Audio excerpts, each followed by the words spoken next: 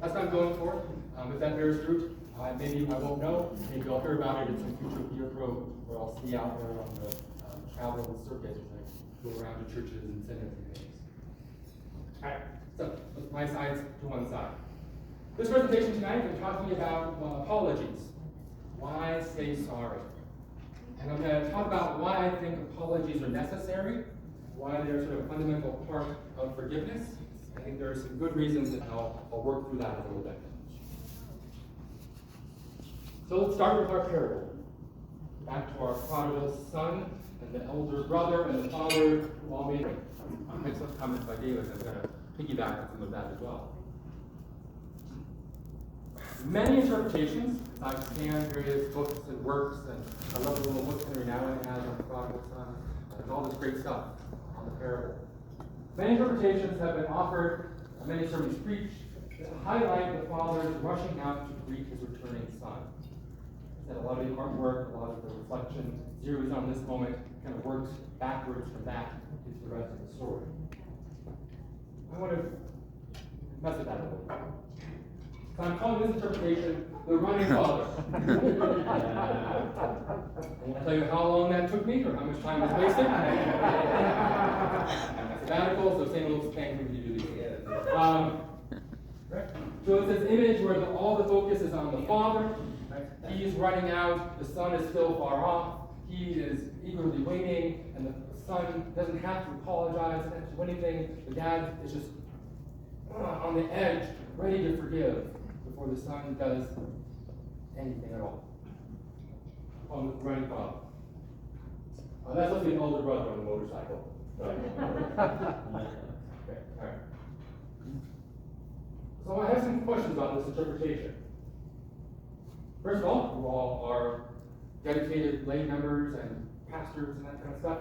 You know that based on the reading of the story, the dad is acting dishonorably in some way in his culture and time. And some people have posited the idea that part of what he's doing is running out to protect his younger son from being beaten to death by the village.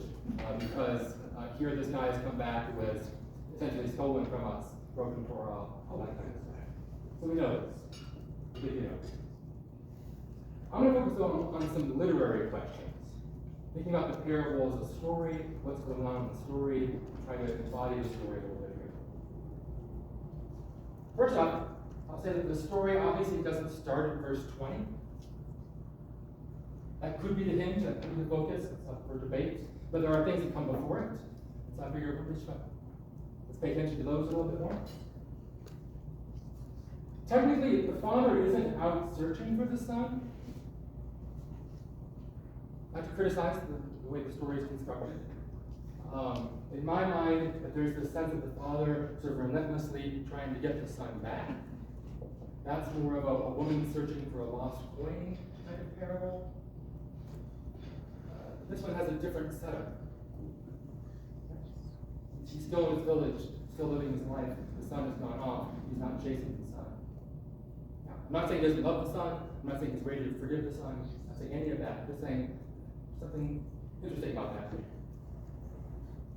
Within the story itself, the son does recite an apology, at least. And for us, the readers, he does it twice. So if the son offering these words is unimportant, it seems odd that Jesus or the scribes who recorded or transmitted these words would have put it down twice. Just my hunches on this. There are sparse details about the father's emotions, understanding the situation, and that allows us to sort of embody the father's perspective as best we can, to come at all these different angles. That's one of the beauties. I love this idea of the imagination and the imagination the parables create. So I like that. And just by obvious pointing this out here, parables, like all stories, are things that will require a variety of interpretations. So it's not a default that we don't get all this internal background and information, and it does invite us to this kind of playing around with it. So let me play around a little bit. If we go with the interpretation that the important point of this is the father running out before the son can say anything, this unconditional grace and love, That's a really important and powerful interpretation, and it has good reasons to be offered. Some of those good reasons, I think, are theological. It really fits nicely in a theology that focuses on the gift of God's grace and the independence of God's grace from our works to earn it or achieve it. Any understanding that God is sort of waiting for us to do something smacks us immediately of works righteousness. We throw right back into questionable medieval practices and some contemporary ones. And we aversion to this.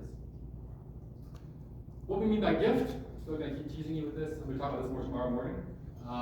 But nevertheless, this fits better that way.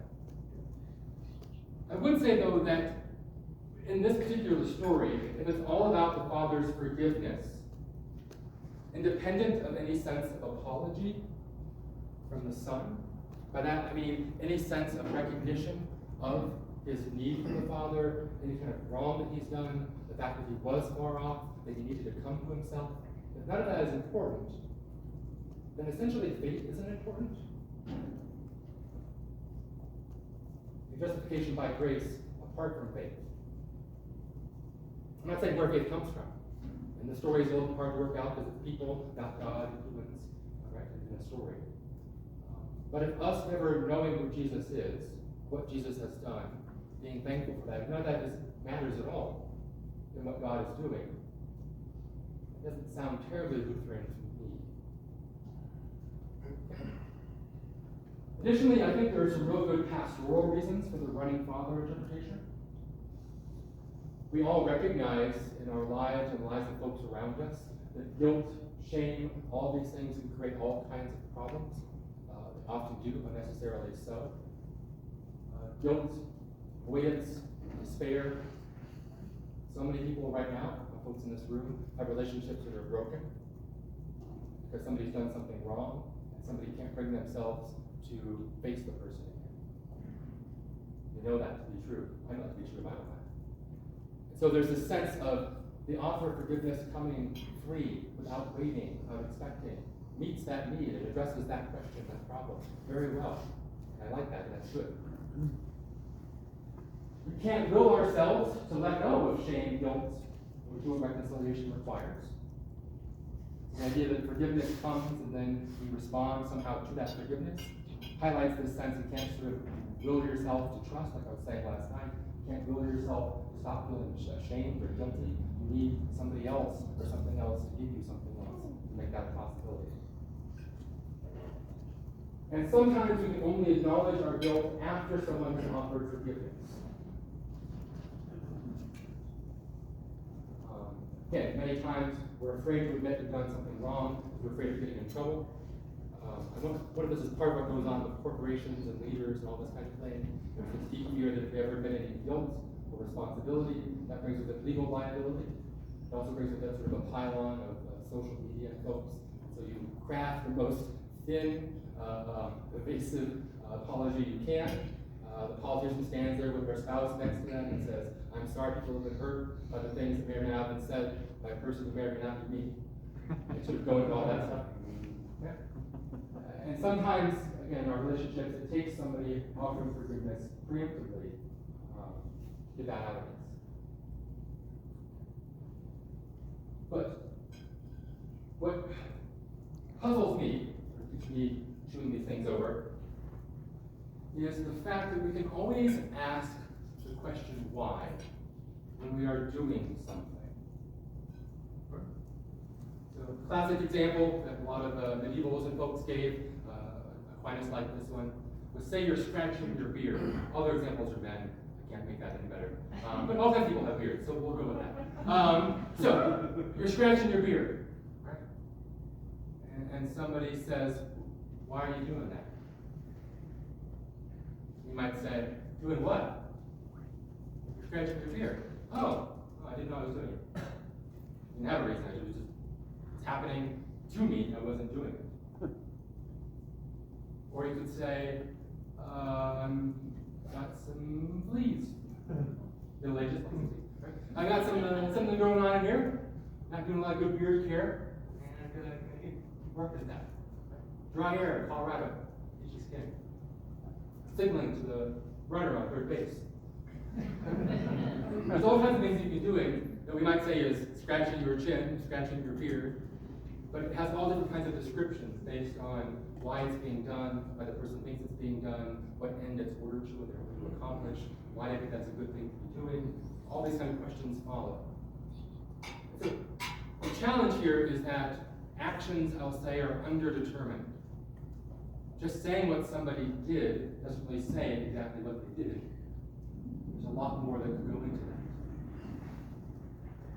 So part of wanting to puzzle over forgiveness and apology is trying to figure out just returning home may or may not be apologizing. Saying these words could be a cover for something else. The Father's embrace could be a sign of immediate forgiveness or attempted protection, or it could be that he really is a fool. The elder brother is right. A lot to go on here. Oh, somewhere else. This is about my math this morning. Thank you. Another caveat that I put later than I thought I did. I said yesterday is one of my examples, throwaway examples, sort of habits and virtue, and you can't ski if you don't know how to ski, and it was beautifully picked up with devotion. I told my wife about it on my phone, so famous spread. What I meant when I was saying the word knows, I should have put quotes around that in some way. I'm not trying to reduce knowledge to intellect. I think that's a real problem historically and in our contemporary world. Skiing, I think we all recognize, is one of those things that brings together intellect, emotion, and body. At least I realized that the last 2 days. My ski instructors have been giving me a lot of intellectual pieces about my big toe going certain ways and my body pointing out the mountain like this or something, and that's important. My emotions are very hard to control. As I said, when snowboarders go past me, suddenly this blue is steeper than I thought it was, and I get a little nervous. And my body actually failed me this morning, I went down hard. So as much as I had the ideas in my head, my emotions were controlled, I was feeling really good. I was like, yeah, my second day, I got this. Then all of a sudden, hey, I'm on the ground. So all these things go together. My point of saying this, though, is that we recognize with something like skiing, and a lot of our activities in our lives, when pieces are missing or underdeveloped, we perform differently. It could be better or worse, we can make those kind of judgments. Some people might look at me and say, I'm not a great skier. I'm looking at myself and saying, oh, better than I was last time. And so better and worse language should be kind of fuzzy there, but at least I have a sense of, I couldn't do quite as much as I wanted to, I need to work on this thing for next time. Okay? I'm thinking about reasons and knowing in a much more expansive sense than just propositions and content. Okay? That aside, let's get into what I think is the work of apologizing, what it's trying to do. Example. Imagine this scene with me for a second, if you will. Stand in the middle, that light's okay. Imagine the scene. A couple is in the kitchen making dinner. Having a good time, fresh vegetables are being chopped up, the salad's getting ready, the wine's already poured. And the husband by the stove looks over to his husband and says, I forgive you. Or, right, for what exactly? Well, you know, all the wrongs you've done.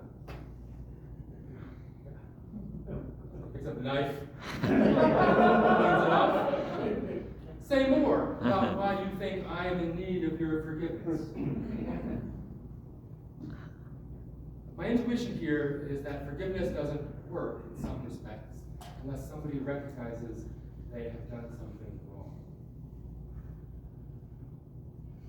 Unless they have that, they're going to respond differently to what you're doing. It's going to sound like an attack, criticism. It's not going to be received in the right sort of way. And so apologies, as I'm understanding them, are answering a question about what was done and why it was wrong. It's the other partner, the other person in this exchange, explaining from their perspective what they think went wrong, answering the question. And so when you say, I'm sorry, you could say, I didn't mean to make more work for you. Just kind of pointing to your intentions. But I've really been tired and swamped. they're looking for a little bit of an excuse, hoping they'll lower the standards, they don't understand what's going on. I'm not perfect. Doesn't sound like an apology to me usually. There could be, but it sounds a little more self-defensive or passive-aggressive than it does apologetic. I forgot how sensitive you are. I have a homicide in the kitchen. I know that you always expect me to do the dishes, and I should have done them. Believe me.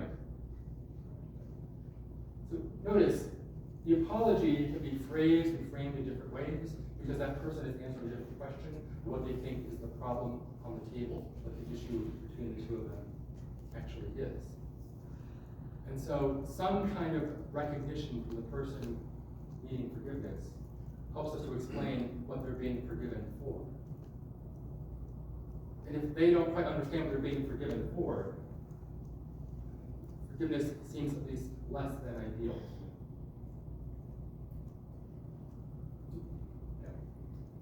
So, apologies help us get at the answer to the question on the table of what wrong was done. Apologies, I also want to say, encourage us to shift our focus from the offender to the person who was offended or hurt in some way.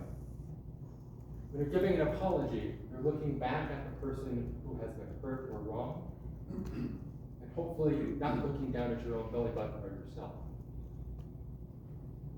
You're looking at the Good Samaritan only somewhat. You're really looking at the person laying on the ground who's injured, who the Good Samaritan is giving care and aid to. So by offering an apology, I say here our focus is shifted away from ourselves, our efforts to evade or minimize blame, and our focus is shifted toward the person who has actually been wronged. This is hard for people to get, because usually we attach a lot to the blame and the feelings of negativity that comes from blame. And one sort of modern example of that that always comes to my mind are fears about, let's say, racism or misogyny. There's often sort of this knee-jerk reaction of like, I, white person or male, am being attacked. And all of a sudden you become the victim, not the person who was protesting. They felt some injustice against them. Stop looking over there at the person who's hurt. I'm being blamed for something. Look at me. I feel bad about being blamed. This apology says, well, no, let's look back at you. What hurt you? Good. I also want us to think about how it is that an apology marks a change in the story we tell about ourselves, our identity, and our actions. How does it do that? Well, when you offer an apology, I think part of what you're doing is you're taking ownership or responsibility for what happened in the past. I am who I was. That thing that happened this morning or last week or however many years ago, I did that thing, not somebody else. And this is the picture piece I have here. One of the challenges that comes with us doing bad things, I'm going to say, is that we always think we're doing something good. Period. Not good, absolutely. Not the best. But whenever we do something, this is my principle here in some ways, ancients think the same thing.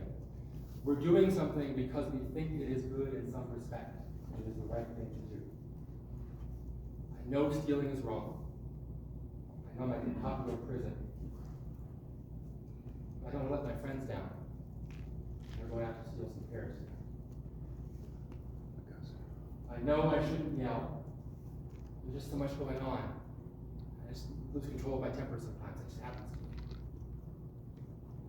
Whenever we do anything, we think in some small way, either before or after the fact, our intentions or actions don't always line up in a linear sort of sense. When we do something sort of retrospectively, write the story for why we did it, and in that story, we're always justified, even in the smallest, tiniest bit. And when you're apologizing, you're doing your best to avoid that tendency to take ownership for what happened and take it onto yourself. saying there. But in offering an apology, you're also offering a sense that you're committed to being better. I would say in some way you already are. The very act of offering an apology, you're someplace different than you were when you did the wrong. You might just do the same wrong the next day and the next day after that. But at least in that moment, there's a sense in which you recognize something was wrong here in what I did. Just in recognizing that later, something different has happened. I thought it was okay to do that thing, it wasn't, and I see that now, however dimly, however incompletely. What you're trying to do in that moment, I think, is stitch together a story, which like David was pointing to, a narrative of your identity that connects your past, your present, and a hope for a future, in whatever inchoate and imperfect way you do that. To me, this sounds very Lutheran in my ears. Sum Justus et Peccator, sinners and saints, every one of us. I tend to think of this as like a binary on and off kind of switch. I think of more sort of a lifelong condition and trying to own all of both sides of that as best we can.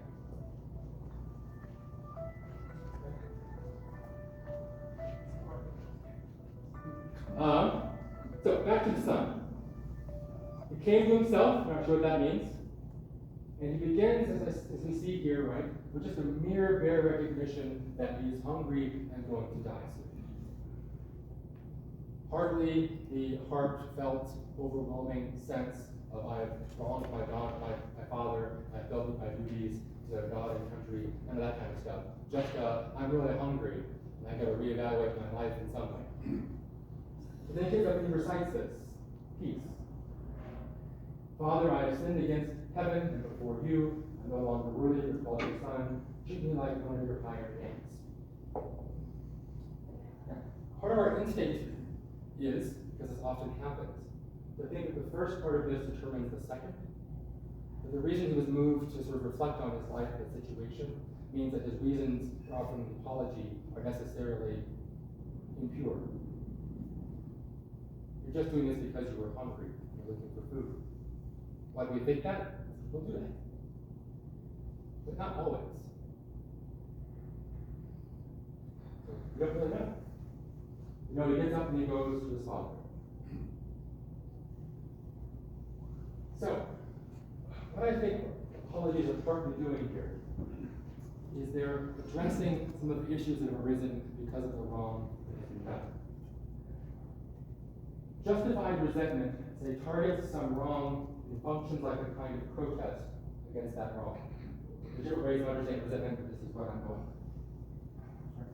When we're resenting someone who harmed us or did some wrong in some way, you can think about it as our own sort of internal protest to how we were treated. No, that wasn't right. That could be enough. Just putting a flag, a sticker, a note there, want that marked as not right. You might call upon others in the community to share your judgment. Wasn't that a crappy thing this person did? But there's still that other person out there who did that. Who's still thinking that that's an okay thing to do. So there's still often this resentment. Even if the community says, you're absolutely right, that was a horrible thing, you were wrong. Still that person doesn't see it that way. And if that person is a stranger, well, I might let that go. If that person is a friend, it's going to hurt more. If that person is in my family, father, son, daughter. So, your resentment says, in a way, I will not and ought not condone this treatment. Often people say, get over your resentment or get over your anger. That can be kind of an abusive and dangerous thing to say. Stop protesting the way you were treated. I don't want to do that many times. For all kinds of, I think, good reasons. You should not accept. And to the person who did the wrong to you, right, your protest essentially says to them, you should not accept being a person who does such things. I could let it go. I could not be resentful towards you. But notice what I said before yesterday. If I just let go of resentment and think it's not worth bringing this protest to you, I'm essentially exempting you from this kind of relationship we might share. You're not worth getting resentful towards. You're not important enough to me. You're different in kind, beneath me, damaged in some serious ways. I can't hold resentment against you. If I do, I'm in some way saying that you're the kind of person who can bear resentment, bear responsibility, and you should see this yourself, for yourself. To let go of this protest, I think we can't just be told to stop being resentful. I think we need a reason. And with forgiveness, an apology allows the offender to join us in our protest. As long as you don't recognize you've done anything wrong, I have to do all the work of protesting what you did. Once you say, I did something wrong, I don't have to carry that weight by myself, or maybe at all. My protest has been heard. Something else may happen. So the work that resentment was doing is now being shared by you, my offender. You're acknowledging you did something wrong. Does that make sense? None of this is getting to reconciliation, a relationship, what comes after that. We're saying at the very minimum, an apology is a way of saying, I accept that I did something wrong. This is what I think it was. Let us share this burden of protesting this wrong together. People don't think that way or talk that way in their minds. Just me during lectures. I'm trying to describe sort of a bigger process. Okay. If we're with me so far, then I think there are at least 3 lingering questions that I have heard, which is good because they were questions that I anticipated, so everything's working out nicely. We're going to love when a plan comes together, as the 18 guy used to say. Kermit, is his name? I watched a lot of TV in the 80s as a child, so too many hours of unsupervised cable in my house. Sorry. I was let loose onto, I have all the Hasbro toys. Okay. All right. So, lingering objections. Objection 1. Preemptive forgiveness. I was alluding to this earlier, right? People offer forgiveness to those who have not apologized. That includes folks who will not apologize, which is unrepentant, and folks who cannot apologize. The dead aren't into offering apologies in most of our experiences, short of, which is a door hope coming back. By and large, we think that's behind us. So, the issue here that I see is that often talking about forgiveness before apology, sort of moving from this process that I'm describing, understands forgiveness as simply the offer of forgiveness. And forgiveness is just wanting to forgive, or offering to forgive. That doesn't seem right to my way of thinking of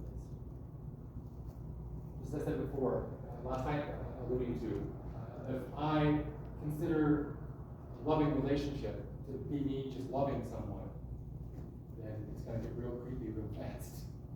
Right? Harmful for me and other people.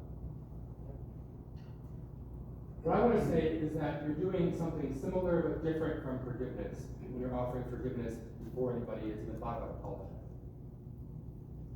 As I tried to say at the beginning, you can't forgive someone who doesn't recognize that they stand in need of forgiveness. This in some ways is a little bit of law of gospel sort of thing, right? Now there are other ways of setting aside resentment, other ways of achieving reconciliation. Forgiveness isn't our only option to deal with any of these things. But forgiveness does expect something to come up resentment and does look for some kind of reconciliation. So when you're offering forgiveness before somebody has even recognized they've done something wrong, what do I think you're doing? I think you're enabling another person to see themselves as desired and worthy of reconciliation or relationship in some way. You're making an initial offer of volley to say, listen, something happened, I want us to continue. I'm not going to let that way of this relationship. We're going to go on in spite of that. The person can say, what do you mean? I'm just chopping a salad. I don't need your forgiveness. They couldn't receive it. Just kind of hit them and land.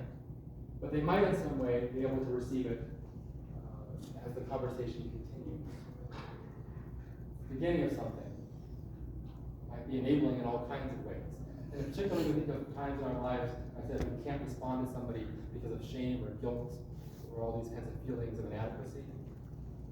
Somebody saying, listen, I forgive you, it jars you out of that.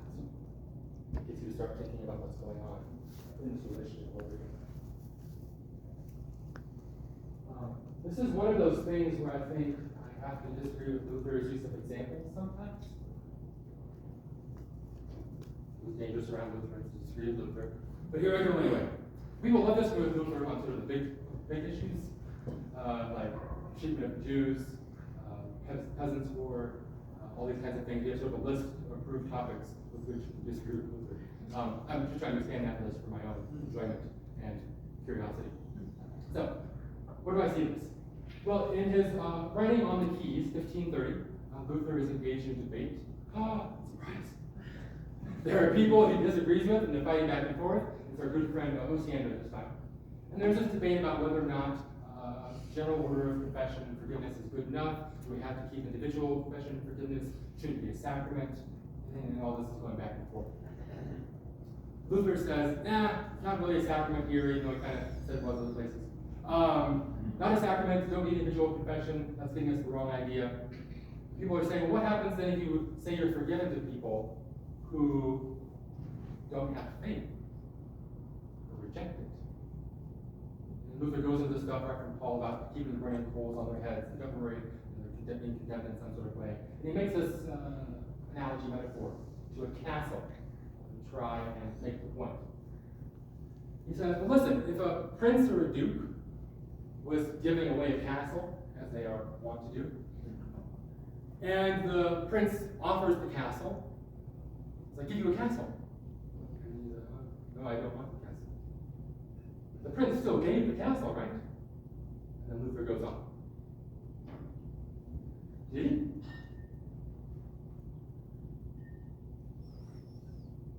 In a way, the castle was offered. But the castle wasn't received. Was it recognized as a gift? Accepted in some way? It seemed to me like the castle has really been given. Past tense or present tense, right? One of the problems I have, this is conflating a lot of different issues. Some of these are like our status, I'll untangle more tomorrow, hopefully. One of the issues I have with this is this line of thinking usually justifies all kinds of things that are generally negative and often mistaken, particularly by Christians. Particularly when we think about things like hell, for those who don't have faith, there's a sense of like, an offer was made and they didn't accept. And you think Luther wouldn't go down that route ever because of all this focus on faith and grace, but sometimes he does. Sometimes he talks about justification as a thing that can be lost if you don't live a good life. My point is to impugn Luther in making these comments to say that even he isn't consistent sometimes, because he's trying to do a lot of different things with the same kind of theology, the same kind of tool, and sort of making it work in different places. It doesn't always work quite as well as it did somewhere else. So he's trying to address questions about sacramental efficacy. You say they're forgiven, doesn't matter how you are as a person or how they are. This is God's words, and God's words are always effective. He has that in his mind. God is the cause of justification, not our response to it. Our status before God is established by God. All these things are in his head. So you've got this example. Doesn't this work? I think it doesn't quite work, at least for me, as an example. Okay. Objection 2, the source of apologies. Where does the ability to apologize come from? This is where I get into issues with Lutherans in particular, Christians in general. When you start talking about people needing to apologize and apologizing being an important part of the work of forgiveness, it starts to sound like you're doing the work. Don't say the word work, or say any other word but that. You're trying to smuggle us back into Rome. I can see it coming. It's actually a part of the funny debate between radical Lutherans and folks follow, what's his name? David Yeagle and other people. It's left the LCA. There's these debates about, you're too Catholic. Well, you've forgotten things Luther said in other places. It was about who looks more or less Catholic, which to me is amusing and sad all at the same time. Okay? So, to say that an apology is required, as I'm trying to say it is not to say that humans offer God forgiveness, or that God idly waits by for humans to apologize. I assume that's what I was leaning towards, particularly in the parable of the prodigal son. But this is one of those instances where I think the prodigal son parable, like all stories or all the actors of humans, are going to fall short in some ways in our efforts to understand God. Because, God. I'm not trying to suggest we go back to medieval penitential systems, doing the bare minimum of what's in you, expressing some contrition or attrition. Remember these words, that's great. If you don't, keep moving along, like it's fine.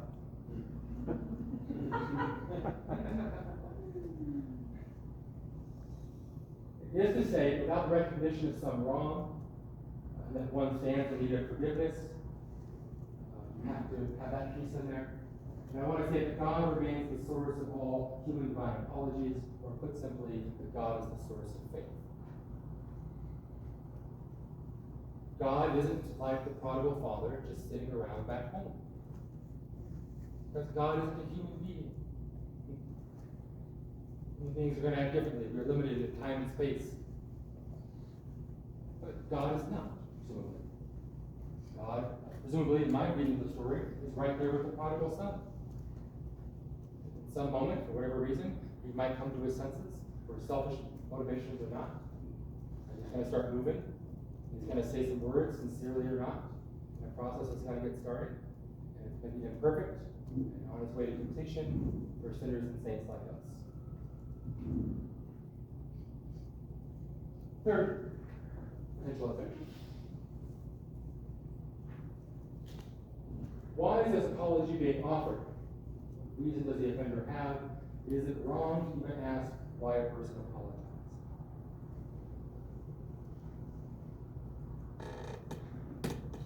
Or, I think it is. I love the punk cake reference, so I threw a fresh slide in. Right. Let me ask you one question. Why are you here? Do you feel lucky? Do you feel lucky, right?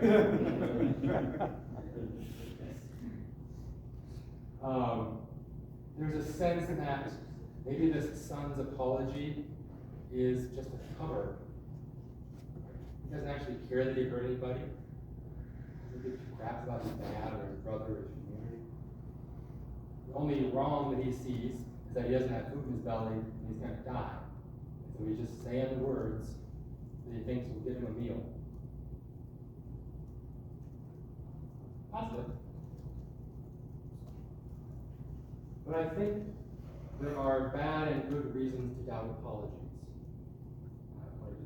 He's going to hold those out. One bad reason, sort of bad, is there a desire for ongoing judgment and power over the offender. This is where we get into a sense of guilt tripping that people like to get into. As long as I can keep questioning the sincerity of your apology, I still stand in a position over you. I haven't really decided if I'm going to accept your apology yet. I'm going to hold back as long as I want, perhaps. In those instances, that doesn't seem like forgiveness is what's happening. You're trying to establish, again, an inferior and superior position, putting somebody in a subordinate position to you through their apology. Sometimes we start thinking about forgiveness in the old economic pardon frame, and then apology takes on the role of currency. I'm giving you an apology. I'm now waiting for the forgiveness that I have purchased. And you, as receiving my apology, want to look at it and make sure, is this good? Is this pure? Is this real point? So we're testing the value or quality of the apology to see if it's worth enough for forgiveness. Forgiveness is a big thing. Make sure I get top dollar for it. think that sometimes we question people's apologies out of a fearful desire to become invulnerable to any future harm or wrong or pain. If I can be sure that your apology is sincere, then my forgiveness isn't quite so risky. Right? I'll talk today about pietism and pietists. Sort of, when you think about what happens in a lot of American and Protestant religiosity, there's this deep desire to prove sincerity or authenticity of one's faith. Because there's this deep fear that if it isn't sincere enough, or pure enough, or true enough, then it's vulnerable or questionable or weak. We're looking for guarantees against potential harm. But I think there are also some good reasons why we ask questions about why apologies are offered. Our lives are genuinely vulnerable. Sometimes we're trying to protect ourselves from all risk. The reality is there are some risks we should protect ourselves from. We aren't God. We are fragile or broken creatures. We are prone to being fooled or taken advantage of. And sometimes we have to protect ourselves for our sake and the sake of the other person. There's also, I think, an even better reason to question apologies. It's focused on the other person who's offering it in the relationship we both have shared together. If I look over at you all doing the dishes, and I say, I forgive you, you're apologizing for, you apologize for, and you look back at me and say, listen, I'm sorry I'm not perfect. I make mistakes sometimes. Recognize you made a mistake and work with that. But you've shown me something about yourself. You think you should be held to a standard of perfection. Or that I expect you to be held to a standard of perfection. So I want to dig a little deeper into your apology because it's showing me things about how you understand yourself and about how you understand me. And that seems wrong. So until I know what you're apologizing for and how your apology is working for you, I don't really understand how we're working together, how you see yourself, how you see me, what we're doing here together. So sometimes we want to ask more questions because we need them to understand themselves better and to be unburdened from things they don't need to be carrying. As I said, apologies are trying to answer these kinds of questions. And that some of these are going to be better and worse, and these are going to need work and response. Now, haven't heard me say that apologies need to be perfect. Haven't heard me say that apologies need to be pure and sincere to the core of one's heart. But unless you understand in some sense that something about a relationship is broken and that you've contributed to that brokenness, you can't talk about repair, healing, what's to come. So for all of our good reasons for being suspicious of asking for apologies, be it theological, pastoral, or otherwise, I think there's something that apology and confession are trying to do. And if we try to get around that or ignore that completely, we're going to lose something important about what forgiveness and reconciliation are trying to do. Sound good? All right. I've got a few minutes left. I take a few questions, I suppose, before worship. And I'll say tomorrow morning, I'll pick up here and get more into what I think happens next in terms of reconciliation and what that looks like. Sound good? All right. David, we'll invite you up too, so we can have both of you. Request Q&A or discussion at this time. We'll probably go about 20 minutes or so. Perfect. That's good.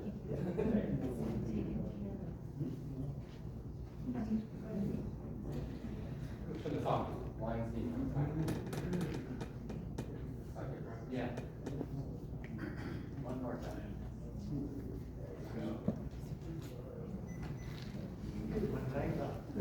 Change spots.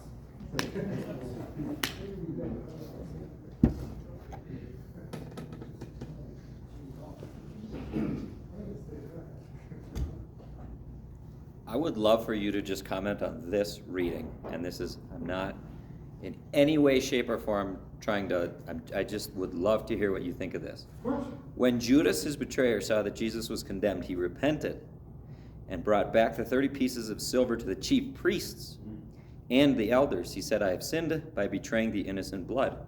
But they said, what is that to us? See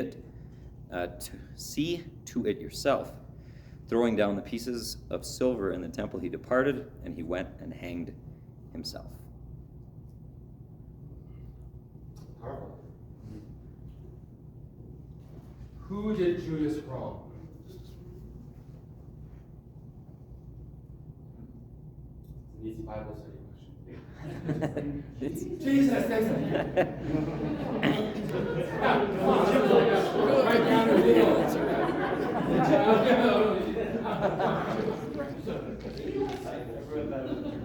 a trap. No, Jesus. Who did he ask for forgiveness from? Chief priests. Those who bribed him. This is a common feature of our lives. We look to not the person we wronged, but to someone else to absolve us what we did to the victim. This is tricky. Triangulation. Yeah. Now, it's particularly difficult when the victim is dead. For a while. What's that? For a while. For a while.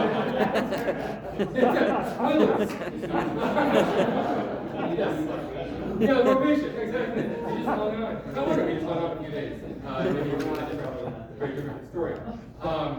Right, so he had a deep sense that he did something wrong. And I don't really want to doubt the sincerity, honestly, of Judas's sense of his own wretchedness and the wrong that he did here. And he was plummeted into despair because of it. He tried to get forgiveness from people who couldn't offer it. And that to him meant he couldn't have it. That meant he had to hang himself. I also like the creedal language in our theological convictions about Jesus' harrowing of hell. I'd like to think that Judas and Jesus had a chance to try that apology and forgiveness thing again. Better results. So yeah, I think there was an issue there, in part with Judas' own sense of despair, what that led him to, and with who he was seeking forgiveness from. One of the reasons, not to take away from the Bible, but to take it to like a contemporary example. You all remember the young man, African American, who was shot in his home in Texas, with Dallas, Botham Jean. Remember that story? No. Yeah. He's eating ice cream. Geiger, is that the last name? Comes in, thinks it's her apartment, as one does, fires shots in the dark, and kills him. After trial, after her conviction, before her sentencing, Botham Jean's brother said that he forgave her. He gave her a big hug, and there was crying, very emotional moment. And everybody was like, what the hell is happening here exactly? And there's a lot of debate about that. In part because I think some of the instinct is to say that the brother is letting go too easily of his protest against her actions and her behaviors. He should be resentful of her, frankly so. I don't think that's true. I don't think it's my right to tell him how he should or shouldn't handle his resentment. And he expressed his forgiveness out of a deep sense of Christian conviction and love, wanting to have that do something different in her life and in his life. I'm willing to let that go. Part of the problem, though, is people read that as him offering forgiveness on behalf of his dead brother. I think he can do that. In my mind, he's forgiving her for the harm that she did to him as a young man who lost his young brother. As to have a murdered brother and not a loving, living one next to him. Others watched that from the outside, so like fourth parties, and say, look how good this young black man is, how forgiving he is. Meanwhile, folks are burning shit down in Minneapolis. What's bad about it? That's a whole other layer removed. Making forgiveness now obligatory, particularly on black and brown people. Probably circumventing confession and apology as a nation. Just toss it out there as a general possibility. Who knows where the winds are going politically these days? So there's a whole lot of things that are being short-circuited in this process. So I think that the Judas example is a great one for us to think about. The different people who are being harmed and wronged, they're involved in it. In a different story, maybe the chief priests say, we're sorry to you for taking the money. Maybe that happens in hell too. Is that a fair answer? Perfect. That's just a question I've always asked myself, and I thought you'd be much better at answering it than I am. And you did a much better job. You did a much better job of answering it than I do, so thank you. Thank you for raising it. It was an excellent technical point of view. And I'll leave with actually for Thursday as well about whether God needs forgiveness and how far this goes with evil and sin. Along with what said, what is the element of remorse that Judas is experiencing here? What is the remorse? Yeah, I mean, I think of remorse as a feeling more than an action. So, I'd say it's a feeling that attaches to a sense of guilt or having done wrong, wishing things were otherwise. What was his expectation in betraying Jesus? Was it silver? Was it something else? Oh, I don't know. Yeah, honestly, I don't have an answer quick to hand on that one. I have to do a little more thinking about different explanations I know have been given. Right? I was telling somebody the other day in one of my classes, I made the students watch The Last Temptation of Christ. In part because it's a Jesus movie, it doesn't look like a Jesus movie, so that helps them watch a Jesus movie. Partly because it's like 2/3 way through the semester and everybody's really tired, including me. Let's watch a movie. And then we'll read some articles thinking about suffering, atonement, and happiness afterwards. Also love Willem Dafoe, just as a blanket statement. All things Willem Dafoe are very good. And I like the Jesus who looks kind of crazy. Jesus, if I met him, I'd be like, I don't know about this guy. I like those Jesuses more than the like, I'm going to hug you and carry Lance on my shoulder for no apparent reason. Actually, you're a carpenter carrying wood. You're stealing my house, taking pictures of it. So, all those things. But in that movie, the reason it's in my mind is that the Judas character, we have a Harvey Keitel, you might recognize the accent, has this thick kind of New York, Brooklyn kind of accent. He is the one who betrays Jesus because Jesus knows he's the only one strong enough to do it. And he is Jesus' right-hand man to the very end. That's not in the Bible, but it's an interesting sort of retelling. Is it because he wanted Jesus to be the Messiah? He wants to sort of make that happen. Did you think Jesus was the Messiah and they thought he wasn't anymore because he was doing the wrong things? He wants to stop Jesus. Does he just want 30 pieces of silver?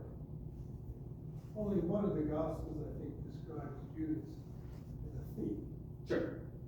Only one does that. Where he talks about the money being wasted, and they say because he kept it first, They labeled him. Right. There could be a number of things that Judas is apologized for in terms of his motivations. Whatever his motivations were that led him to do the wrong, he did a thing that led to Jesus' death. And he knows that's wrong. And so, working out the details behind that requires a little more work.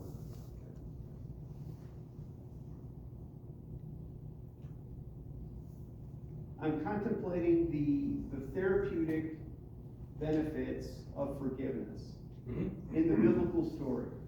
Okay. The therapeutic benefits for the Father, for the Son, the lack thereof from the older brother. And I'm just reflecting on that. And of course, I'm thinking about some times in my life where I could have forgiven or not forgiven. And the pastor challenged me. He said, "Well, you could carry this around the rest of your life by not forgiving this person."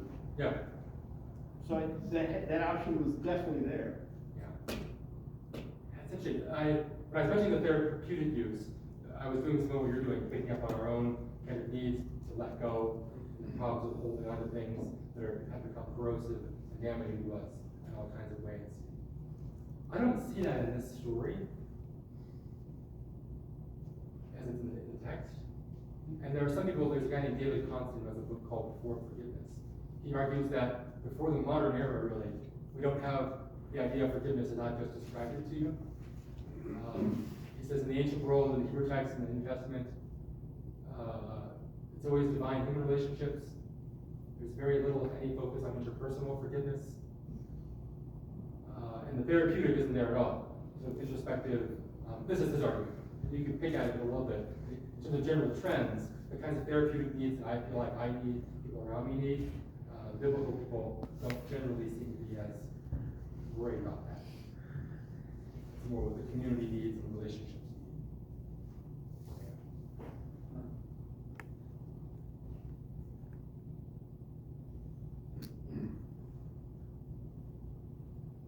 Oh, sorry. Well, this is gonna take us in a totally different direction, so if somebody wants to say on forgiveness, you should go first. This is more directed to David. So, this morning when you were talking, three things you said sort of came together. I'm not sure this was a question, but let me try and piece them together. So talking about authority and the multiple narratives that people live with and preaching into that, and the sense of Jesus' own ministry or own life being parabolic. And for some time now, I think I've been approaching a lot of scripture in that sort of parabolic way, rather than, this is what happened, but more, what does it mean? And trying to open that up for people. But I had an experience this Christmas Eve. I was preaching on Luke 2, and Christmas Eve morning, we're relaxing a little bit as a family. Sermon's done, and I was really going to go into the whole. I had this whole thing on the census, and did Caesar know was Jesus counted, right? Did he have any idea what was going on in the census? So I had this whole Christmas Eve sermon that my daughter, who's still home from college, comes in. She says, "Did you know that whole thing about the census was a fake?" And I'm like, "What do you mean? What was it?" It's just a fake. They would have never made people go to their hometowns to be counted for this. She had the whole, she done the research, right? And I'm like, yeah, this is maybe not the most historically accurate part of it. And so it didn't end up changing my sermon that much, because I just like, oh, we had a conversation, and then I preached the sermon I planned on preaching. But it did give me pause as to, how often do people immediately get tripped up on some part of scripture because they're assuming that we're approaching this as this is what really happened, right? I mean, we get a pass with Jesus' stories, with the parables, because Jesus was telling a story, and they all know that because Jesus said it, well, then we have to take it seriously. But everything else in Jesus' life, we sort of assume, well, that's the way it happened, and if you start to question that, that's a whole other Bible study, right? It's not a sermon. And so how do we go into those sorts of texts?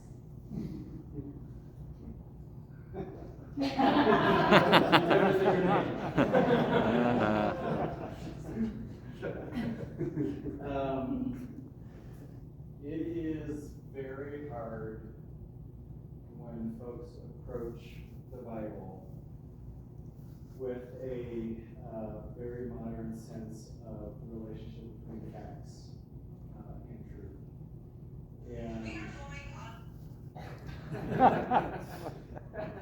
Sure. I think and it's way easier in Bible study than it is in a sermon. But to remind folks of the two kinds of truth that we regularly live with. One is in fact factual truth, and it's really helpful in medicine, from everything from medicine to getting your car fixed. But there's this other kind of truth that can't be verified or proven in a laboratory that I would name as narrative truth. And I think when push comes to shove, it's the one that's actually more important to us. So I'm thinking of a story, which historians have said never happened, but I think it plays well, so I'm going to say it happened.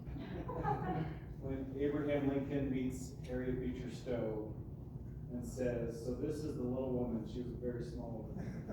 "This is the little woman who wrote that big book that started that whole war, this whole war." And again, historians debate whether it happened. Let's pretend it. The sentiment's really strong. So, was Uncle Tom's Cabin. You go to the library, you're gonna find it in the fiction section. But it galvanizes a population that is reticent to risk their treasure, their lives, their everything, because it's true.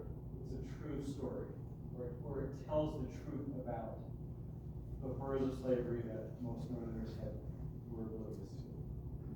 And, you know, when you start talking that way, it kind of clicks. Or another thing I've sometimes done is kind of two exercises.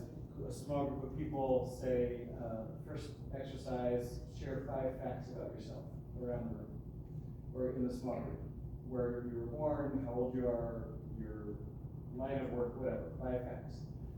And then the second exercise, I give a prompt and ask them to tell a very short story, a minute or two, no more. What was, you know, depending on when of the year, what was a great memory from this summer that you're going to hold on to? Or when was this church, this community, when did you feel it was like so exactly what church needs to be? And then they do that too, and at the end, I'll just say, so in which of those exercises did you feel that you learned more of the truth about the people in which you're in conversation with? And it's never the facts. And it just kind of reminds people that there's this whole other layer of truth that you can't prove. It's usually the truth that is about our convictions and our beliefs and the things we'll risk everything for. You know, the whole Jefferson, we hold these truths to be self-evident. Self-evident is they shouldn't need to be proven, which was convenient because they couldn't be proven. A whole other country with a lot more people who thought you were wrong. You know, if it was something that could be proven, we'd talk about the American, you know, science fair. But we don't, we have the American Revolution.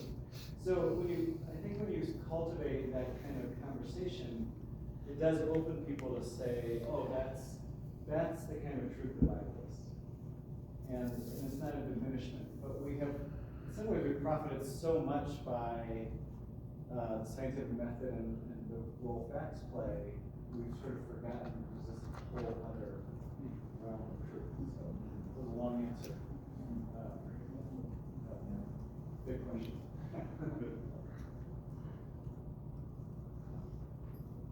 So I want just, well, there's a lull. I had the 2 things that I've been thinking about a lot. Well, 3 things. One, I keep going back and forth on movies in Syria. At the end, when the father says, "We had to celebrate," to the elder brother, Yeah. Your brother who was dead is alive again. That doesn't ring as important if it's all, you know, fake. There's just so much back and forth. It feels like so indeterminate, which I think is fascinating. Sure. As a parable. But then I started wondering, is it about forgiveness at all? Like, is it, because nobody says, please forgive me, I forgive you. Is it restoration? Is it reconciliation? Is restoration and reconciliation the same? So that's one thing I was teasing with and wondering about, because there's no absolution, there's no forgiveness, but there is this profound sense that something has changed and something's been restored. So anyway, that's one thing I was just playing with. Yeah. The other is, I really, really struggle with the apology, the role of the apology. Actually, I learned a lot and keep thinking about much of what you said about an apology. But I wonder if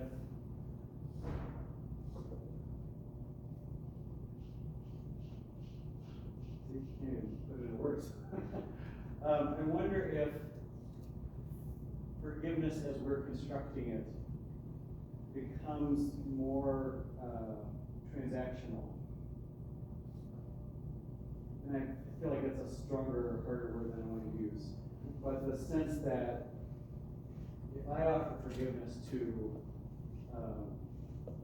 Desmond Tutu wrote pretty openly about his relationship or his feelings about his father who abused his mother. And in one article says, if I could meet my father today, I would want him to know I forgive him. maybe he would accept that, maybe he wouldn't. It wouldn't be the only thing I'd say. I'd tell him all the wonderful things that he did as a father, but I would also tell him the awful things he did.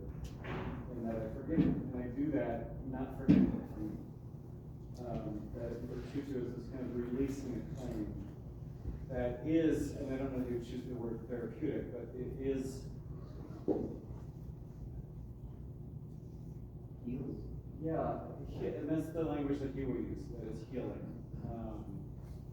And so I wonder about, there's different dimensions of forgiveness. And I think I keep puzzling over, tripping over, who does forgiveness need a response? I'm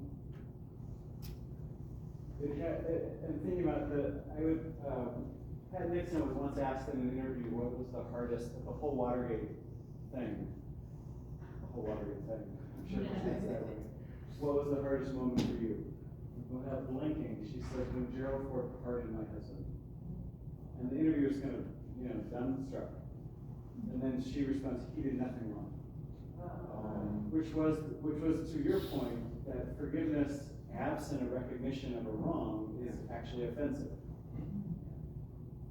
But that doesn't mean it can't be offered out of a sense of love, nevertheless. And does the lack of a reception or lack of acknowledgement, it doesn't move toward reconciliation or restoration, but does it nullify the power of forgiveness simply because someone offers it? So anyway, this is Triggers. So I'll go with the first one first. If I heard the first one right, is this actually a story of forgiveness or is something else going on? What I'm trying to do is I'm suggesting that it is a story of forgiveness because it has these different pieces that I'm trying to sort of tease out and see there. But it doesn't use the language of forgiveness. On the other side, there are places where language of forgiveness is being used, and I'm saying, that's like forgiveness to me. So I don't know how to settle out those kinds of things easily. I think sometimes somebody who says, I forgive you, but you haven't done anything wrong, thinks they're in the process of offering forgiveness. Sure. I'm going to say, that's not what you're doing. Yeah. I'm not going to apologize for that. Manipulative. Right, and so just by saying the word forgiveness doesn't mean you're entitled to say the word, or that it says the same thing that I think that it says it means. Yeah. Which is why I'm sort of doing all of this laborious in some ways. Picking out all these different meanings and work these different ideas are doing. So yes, right. So that's kind of answer the first question. But could somebody easily disagree with me and say, no, this is sort of about something else? Most certainly. And I was just struck by, Yeah. it never occurred to me before. Right. Which is fun. Tomorrow I'm going to talk a little more about how I think there are ways to achieve reconciliation that aren't forgiveness-based. There are ways of letting go of resentment that aren't forgiveness-based. These are the different pieces that I'm trying to sort of hold together, so you can solve different parts of this in all kinds of different ways. You can simply let go of resentment. Say, I want a relationship with this person. And you might call that forgiveness. But you're just letting go of resentment and re-engaging in a relationship. I think the forgiveness still hasn't quite happened. That kind of leads me into the second part of your question. So,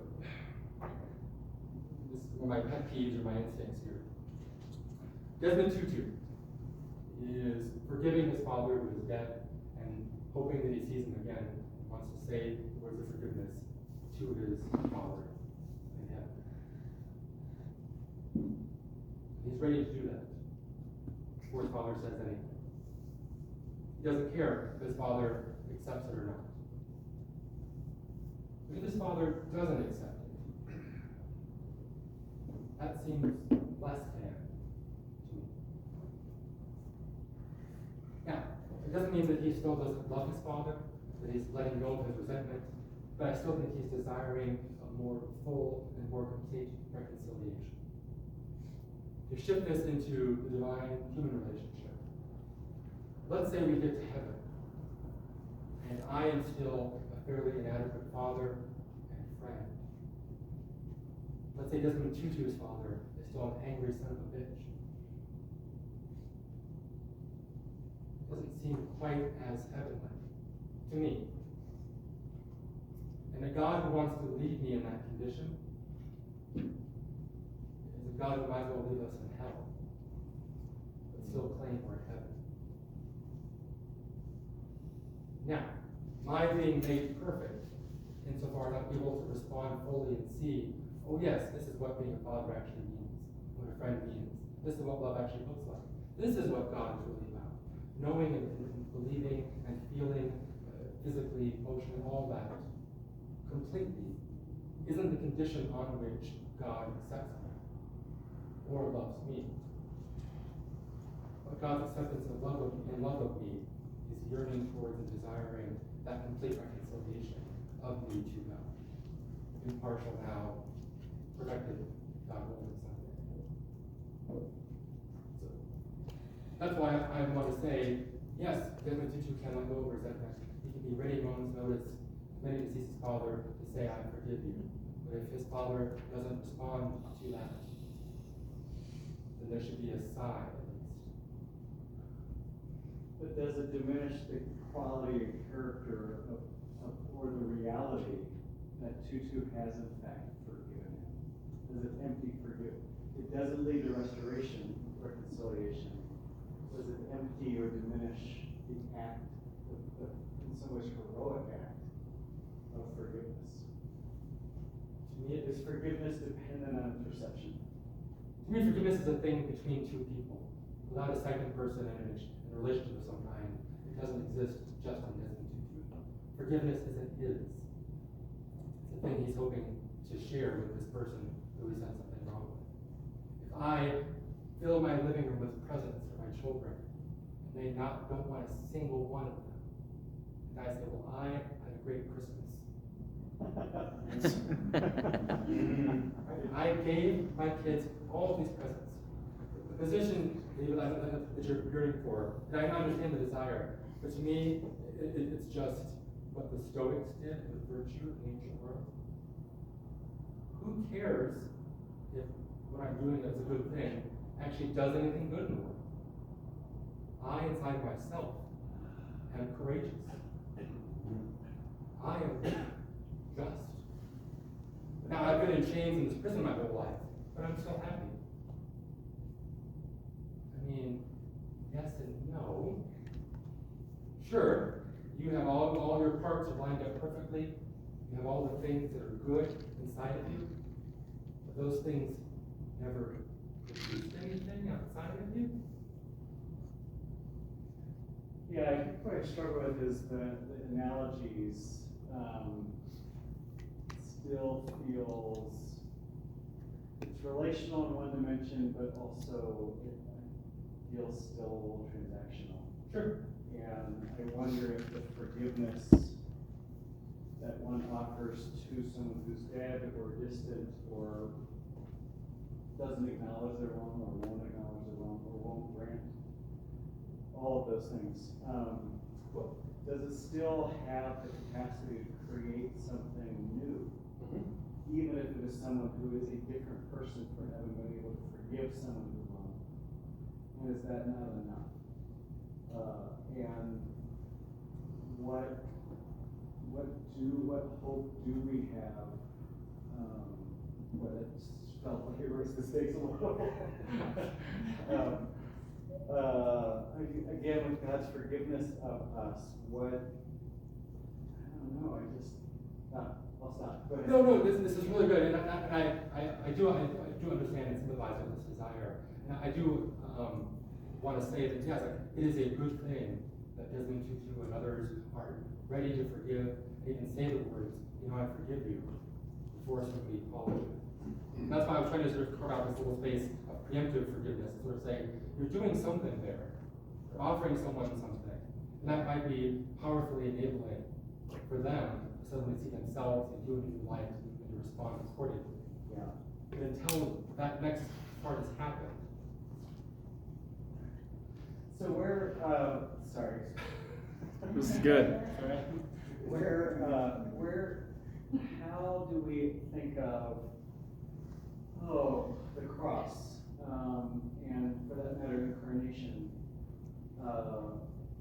in these different frameworks? Jesus on the cross, Father, forgive them for they know not what they do. Yep. absent, Jesus talking to God, he's not saying to people, I forgive you, but it feels a lot like that. There's something kind of similar going on. Yeah. Or, how do we, and I don't, by no means do I think that what you're laying out imply is a kind of penal substitutionary, but at all. I want to be really clear about that. But one of the things that I find so appalling about penal substitution is ascribing inability to God to forgive absent punishment or some kind of rectitude, something that we do in our daily lives all the time. Not perfectly, but we do manage, like if you lived your household that every wrong had to be acknowledged, counted, punished. Sure, yeah. Or you could never live. We manage to forgive. Forgiveness is essential. And so, in those conversations with so many of our people who have been shaped by kind of the penal substitutionary sensibility of Calvinist America, I'll just kind of like, is the cross a mechanism to make forgiveness possible? Or is the cross the testimony that God has loved and forgiven us? And then there's a Pauline verse that's escaping me that feels like it's very much on the line. But anyway, Yeah. so yeah. You know, all this is great, and yeah.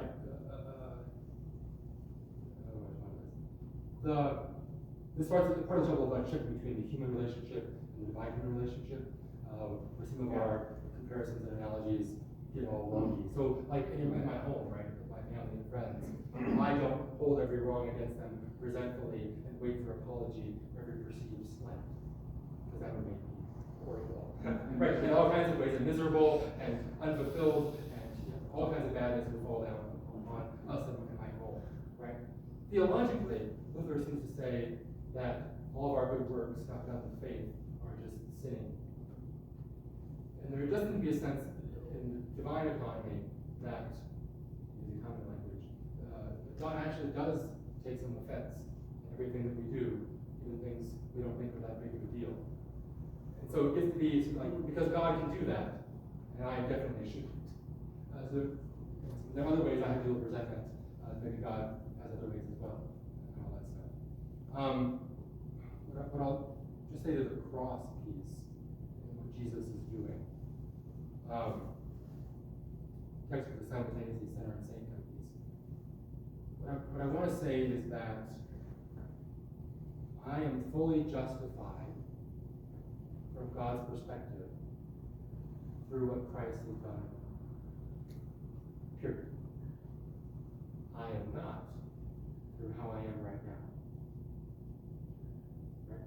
As a person myself, still a lot of sinner. And there's a tension there. And we can remove that tension and say that it's all taken care of in Christ. And it is. But not for me right now in this moment.